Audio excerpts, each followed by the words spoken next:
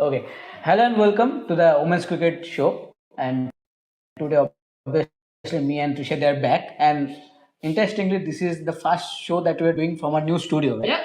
Yeah. So very much We excited. are not doing it from the new studio. We are doing it from the new office because studio is that side. Okay. We are sitting here. Sorry, guys. Where we are supposed to Yeah. sit and work. But we are working. This is our work. Yeah. So yes, but in this video, our main focus will be on women's cricket that is happening all around the world. And right now, the South Africa versus New Zealand series is going on in New Yes. Zealand. Australia began their tour in West Indies. The Yes. first T20 happened yesterday, which obviously Australia won. Yeah. And then England women, they are also in South Africa, Yeah. but they are playing intra-squad matches, five-match series that is happening. And between Nat Silver themselves. Brunt has come back to England. due to Yes, some that is family yes, emergency. that we got the news yesterday only. So all these three things will be our main focus. So starting with the Australia versus West Indies series, Tushadi, Australia, obviously Annabelle Sutherland is not part of this series. So last day we saw interestingly three spinners. Sophie Mullen obviously the captain, but Georgia Wareham. Yes, I think you guys understand now. Okay, so yeah, along with Sophie Molyneux, Georgia Wareham, and Alana King also played. So, do you think that this is a kind of audition that they're trying ahead of the World Cup, or maybe according to the condition in West Indies? I think a little bit of both. According to the World Cup and according to the captain, because the captain is extremely injury prone. So what happens if Sophie Molyneux is injured? You will play two spinners either way. If Molyneux is injured, I think both Wareham and Alana can play. Yep. And because it's T20s, that's why if Molyneux plays, then you'll have Wareham playing again because of the batting. But it'll be very difficult, Snehashish, even in England, in this kind of form and the way the ball is coming out of Alana King's hand to actually keep her out of the team. There was a point of time Georgia Wareham was way ahead of Alana King, as far as T20s is concerned. But right now, you cannot really keep Alana King out saying just the batting part.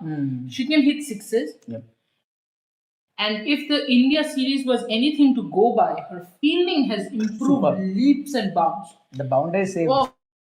Oh, the way she has run, that agility in her, which I had not seen. I think she has lost a lot of pounds. And that could also be one of the reasons where she's generating that side spin and that, the ball is coming out of her hand. It's almost like she can get wickets every single delivery. Irrespective of pitches. Irrespective of pitch, irrespective of opponent, just does not matter. If Sophie Molyneux plays, because she's the captain, if she's fit, she has to play. Australia, this is on you for making her the captain. So, because if you ask me out of the three, I would go with Wareham and Alana King. A lot of people will say that, the same kind of bowlers, but Wareham is just fast when it comes to And a proper power hitter. Molyneux, well, I mean, she worked a little against India, but I don't know. She's way too much injury prone for her. And remember, at least 3 months to go for the World Cup. Yeah. Yeah, I think precisely is less than 3 months now. Yeah. But Beth Mooney, again, another series, she kicked up in style. Again, the another point World of Cup talking coming about Beth and another World Cup coming and she is scoring There runs. is a switch there. Yeah. World Cup coming, it goes up.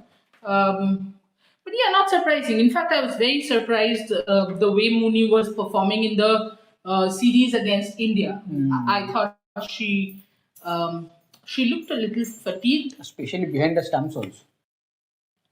Yeah, I mean, behind the stumps, I can still forgive her a little probably because you can try and convince me as much as you want to, but I still don't think she's a wicket keeper. I think it's a very patchy thing that Australia has done, which is again understandable with Healy retiring, and Nicole Faltham becoming full time. And just before the World Cup. Just before the World Cup, you're not going to get her in full time. Yeah, absolutely not. So I think Beth Mooney is your go-to option.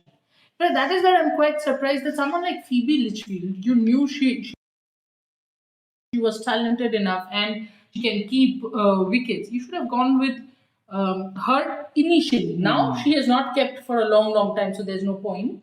But yeah, if you look at that, and I feel because for Beth Mooney, batting is the main thing. She's not a wicket keeper batter, she's a batter wicket keeper. So when the batting does not go well for her, her keeping will get affected. Yes, that's the point. But again, a top knock from Beth Moon at the top. And This is nothing new. yeah, this is nothing new. And obviously, Australia kicked off the series with a emphatic win. But for West Indies, Stephanie Taylor batting in T20 format at number 4. Tushari, is this the right direction for West Indies going forward into the West World Indies Cup? cricket often gives you that indication that they're directionless.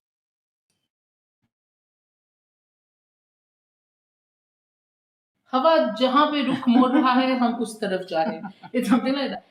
West Indies all of a sudden have got Stephanie Taylor at number 4, and I know a lot of people will say, why are you saying all of a sudden? Because by now Stephanie Taylor should have retired. Yes.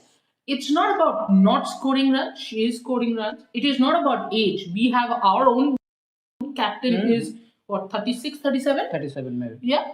But can you tell me that The approach. Harman's form has got anything to do with her age? No. Her injury, sure, but not her age. But Stephanie Taylor, you can clearly understand. See, the basic thing is rest of the teams are moving forward. West Indies is moving behind. That's a concern. But also an understandable concern. How much does the West Indies Cricket Association actually invest in their women's cricket? How are you going to get grassroots, Initiatives and all. Yeah, And do you think the pool of players are also very less compared to other nations? It will always happen. When we had this conversation, of course we will promote the conversations we have. So we had the panels with where Akash Chopra, Jhulan Goswami, and most importantly Mithali, because she is working in grassroots level with Andhra Cricket Association, right? See, they clearly mentioned. What did Mithali say? Something very interesting. She said the moment I joined the job, I went and spoke to the under 15, under 16. Because that's where the bench strength starts from. Tell me one domestic tournament or an initiative that West Indies Cricket Association is taking to unearth those 15, 16-year-olds to replace your Stephanie Taylors, Deandra Doughton, and in very soon Hayley Matthews. Once injured and then forced to play over and over again, because clearly Hayley Matthews is someone who is being brought back from injury very, very quickly. Absolutely. And if you see Tushali, after that return, she has not looked that Hayley Matthews so far. The consistent. Because Hayley I think Matthews. when she made that comeback, it was too early for her. Too early for her. And I told this to you Yes. during WPL that I think Hayley Matthews was too eager to play. Because WPL is a huge place when it comes to the T20 World Cup, just before the T20 World Cup, you want to bowl, you want to bat in WPL, and you want to get that form back. And hence I understand the eagerness. And I'm sure a Hayley Matthews 80% fit is much better than 20-25 others who are 200% fit. Yes. So I can understand, and especially with Mumbai not getting their playing 11 correct, I can understand Harman's temptation. Not only Harman, the team management's temptation. But as Hayley Matthews, wouldn't I burn out this way? And I'm saying physically, I'm not saying mentally. Especially I'm in a saying World Cup. physically. Yeah, absolutely. And T20 is your best chance. I don't think ODIs are your best chance. If you think of West Indies team, would you give them? They didn't even qualify for the World Cup last time. So yes. So let's see what happens in the upcoming games. But while talking about veterans, again, Sophie Devine did brilliantly in the third game of the ongoing series between South Africa and New Zealand women. Obviously, New Zealand are now leading the series 2-1. It is a 5-match series going on. But for New Zealand, Vishari, under Amelia Kerr new captaincy, initial, first that series win over Zimbabwe, that was quite expected with all due respect to Zimbabwe. But now the real challenge against South Africa, whom we are thinking that one of the top teams that we're looking forward in the T20 World Cup, they're one of the favorites to lift the trophy also. So how do how do you see this kind of performance from New Zealand? Though it is in home, but still this winning momentum will definitely boost their confidence. Absolutely, especially the kind of ODI World Cup they had. They would want to forget it, not because they lost, they didn't even get the chance to Yeah, lose. weather. The weather was pretty poor. But I think what I am really liking is the way Amelia Kerr has adjusted herself, because I was a little apprehensive when Amelia Kerr was opening the batting against Zimbabwe. In fact, we had a chat about it where I said, I don't think that is where she should play. I do think number 3 or number 4.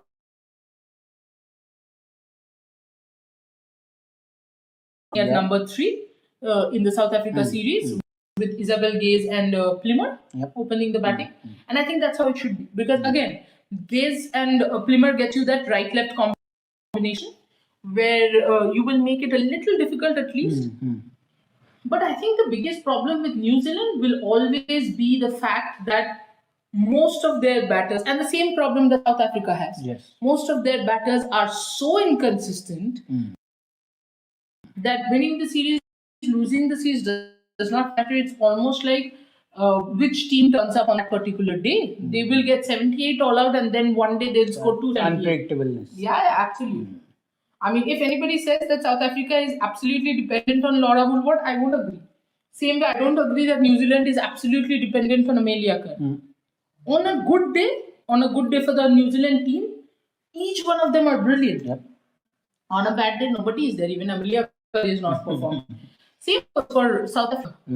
Woolward scores 0, does not matter. There is Reneke, there is, of course, Maizane Cap is not playing, and I think for Dane, the coming back from retirement makes no sense. Now with the injury, she's not going to go to the T20 World Cup. And if she does not go to the T20 World Cup, then I don't think she's playing till the next T20 World Cup.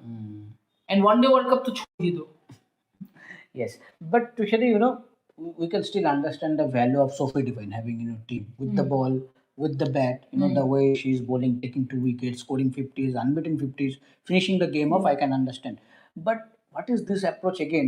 Using someone like Suzy Bates at this age in the middle order, or someone at number 6, 7. Do you think that is going to help them anyway? Suzy Bates doesn't want to retire, probably. And you can't ask her to leave, so you are using her as much as you can. That's the only thing I can think of. Because Suzy Bates nowadays, bowling in an ODI World Cup, 2 overs, 3 overs, I still get it. You know. But, and in fact, because she bowled in that match, I did think that could be her last match. But with all due respect to Suzy Bates, I think she's stretching it. And she doesn't need to. What a legend. What an absolute legend. Why does she need to stretch it? And she won the T20 World Cup 2 years back. Oh, I thought the T20 World Cup didn't happen. How did she win it? Yes. In 2024, they have won it, of course. They're the defending champions. Exactly. But these conditions would not be that easy for the New Zealand team. I thought Dubai conditions were much easier. Also, the other part is in Dubai, because the ball comes slowly and all. I think the Sharjah pitch suited them. Yeah. And especially the win over India, I think that clicked the momentum for them in the tournament. In the first game. Don't remind me of this. Yeah. Okay, sorry. We are the world champions, the current ODI world champions. That's the only thing you should remember. Yes. But one question for South Africa, Tushari. One question for South Africa. Now we have to go to from South Africa. They say that the team on paper it's fantastic. There's no doubt about that. But if you see the recent performance, especially against Pakistan, though they won, but still there are some moments that look that good. Look a little bit patchy, especially from the bowling department. If you see, Pakistan also scored those 180 big scores in the ODI series also. Even in this ongoing T20 series against New Zealand also. They are batting well. New Zealand batting well against them. Their bowlers are looking a bit here and there. Do you think that somehow they are not playing according to their whole potential so far? or do you think that returning of Cap or maybe some other players will definitely change the momentum for them? Yeah, I think one of the main reasons, or who South Africa should blame for their performance, should straight up come to you. You are the reason that South Africa is performing the way they're performing, to be honest. I'm a big supporter of South Africa. No, that's not the point. The point is, you are the one who said just before the India match that Marizanne Cap is only human. It's right that she can go through a form dip. Yes, it can happen with anyone.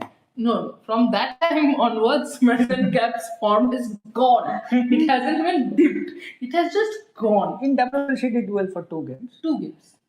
Marizanne Cap is someone who will not do well for 2 games and actually do well for all the games. And those were the 2 games that he did not watch, so you can understand. But anyway, I'm not saying he's unlucky. Just a cricket board of South Africa should just look into it. That's all I'm saying. But to be fair, I think their bowling unit is still very, very under the batting unit. I know a lot of people say that their batting unit is hugely dependent on Laura Woolward. Absolutely not agree with that. I think Sunelu is doing well. Reneke is doing well. I think she has Reneke, been the fantastic. find of 2026 so far. Yes, from under 19 setup. Yeah, I think she has. I think from the under 19 setup, I think the find is Reneke. No other team has got somebody as good as her. And I think someone like Derrickson, in the absence of Marizanne Cap, you expected her to fit in that role. Has not been able to do that. And with Cap not being in good form, if you actually then go and look at their pace attack, you have Kaka. You have Kaka, you have Sekou Kune, Yes. but you actually do not have someone as wicket taking and as threatening as Marizanne Cap, which I also think is one of the things that is working against Cap. That the 2 names that we have taken aren't even economical. In most of the games. So Cap has to be economical. Cap has to pick up wickets. Doing both at the same time becomes very difficult. I think in T20s you will see them doing much better. One, just whisper to them that it's the ICC tournament, and number 2, if Marizanne Cap straight up says, "I don't care about the economy. I have 24 balls. I want to aim for 2 or 3 wickets minimum." Yeah. Because you take 3 people out of every team, 3 of the best batters, or the top 3 batters, and suddenly every single team You looks put your defeatable. opponent backwards. Yeah. There is no doubt about it. But also with the kind of firepower that South Africa has, chasing won't be a problem. I think it will always be setting the target. Well, batting first. Because then suddenly everything shifts towards someone like a Laura Woolward. But I do think the fact that they have promoted Sunelu to open is going to immensely help them. This arrangement of opening with Sunelu and then Laura Woolward coming in at number 3, what that does is increases the batting depth. On a day when Tasmin Brits and Sunelu both go after the bowling or both perform, and then Laura Woolward comes in, think of the bowling unit. The bowling captain is thinking, it's time to walk out. And even if you need some quick runs to continue that momentum, after that, you have someone like Narendra Clark, you have someone like Annie Direction and all. Even Kander Reneke, scoring 29 to 30 runs in 8-9 balls. 8-9 balls. Brilliant. And those are And becoming the the clear difference. hitting. What I like about her is that arm comes so straight. She's going to get runs in any wicket. So In fact, very early prediction. WPL, I won't be surprised if a team like DC goes for her. Yes, again DC. Because DC does not have a finish. Yeah, they need also. Yes. So because when Sutherland comes back next year, they can't play Chanel Henry. No. They will need a finisher. And you will get the spin option also. Yeah. So yes, so I think that is for now. Yeah. Everything that is gone over the world in women's cricket. But obviously, we're keeping an eye on South African cricket mostly because India have their series coming. You know, the 5-match T20 series that is going to happen in South Africa. Obviously, before the England tour that is going to start and followed by that World Cup. So let's see what happens. Till then, take care and thank you.